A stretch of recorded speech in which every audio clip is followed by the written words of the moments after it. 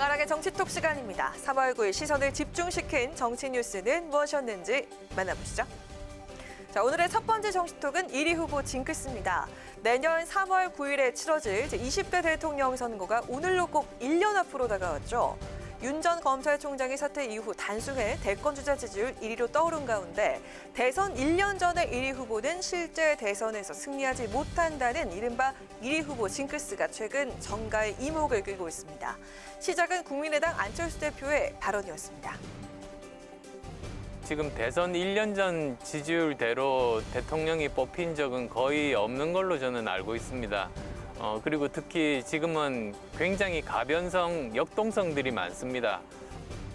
안 대표의 이 발언이 나온 다음 날 이번에는 민주당의 정청래 의원이 자신의 페이스북을 통해서 또 한 번 1위 징크스를 언급했는데요.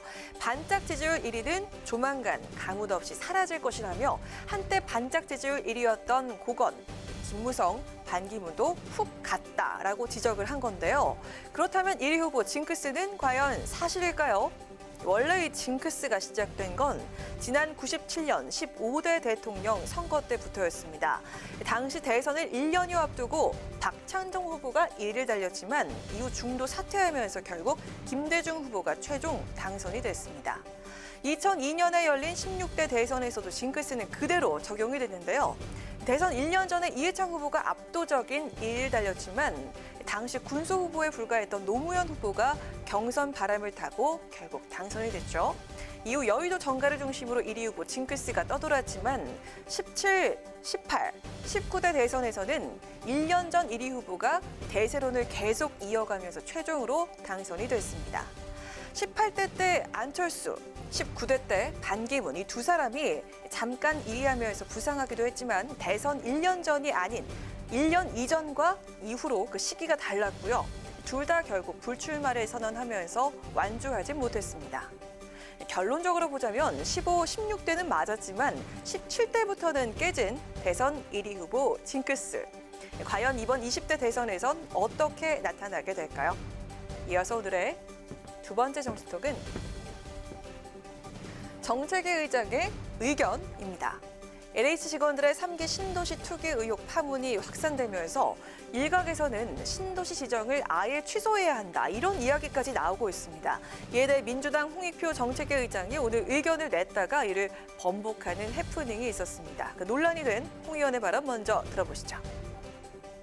아직 그에 대해서 정부 여당 차원에서 검토한 건 없지만 심각하다면 그런 가능성도 열어놓고 조사 결과를 좀 지켜볼 필요가 있지 않을까 생각합니다.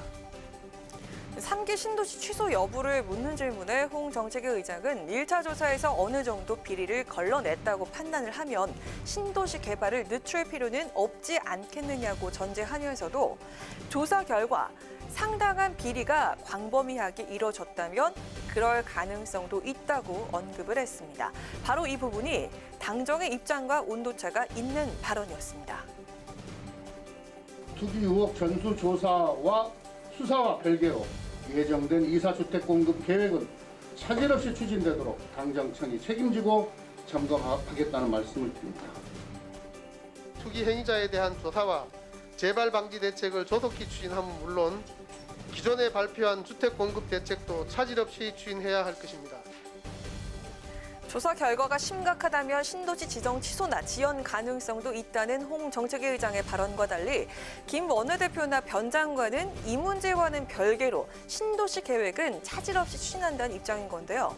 논란이 일자 홍 정책위 의장이 오늘 아침 회의를 끝내고 나오면서 다시 해명에 나섰습니다. 신도시 지정 취소 의견이 있다길래 비리가 광범위하면 검토해보겠다는 의견을 낸 것일 뿐 현재로서는 차질 없이 추진하겠다는 게 당의 입장이란 겁니다. 홍 정책위 의장의 의견은 해프닝으로 일단락이 됐지만 당정청이 밝힌 대로 신도시 계획이 차질 없이 추진될 수 있을지는 좀 더 지켜봐야겠죠. 지금까지 강하랑의 정치톡이었습니다.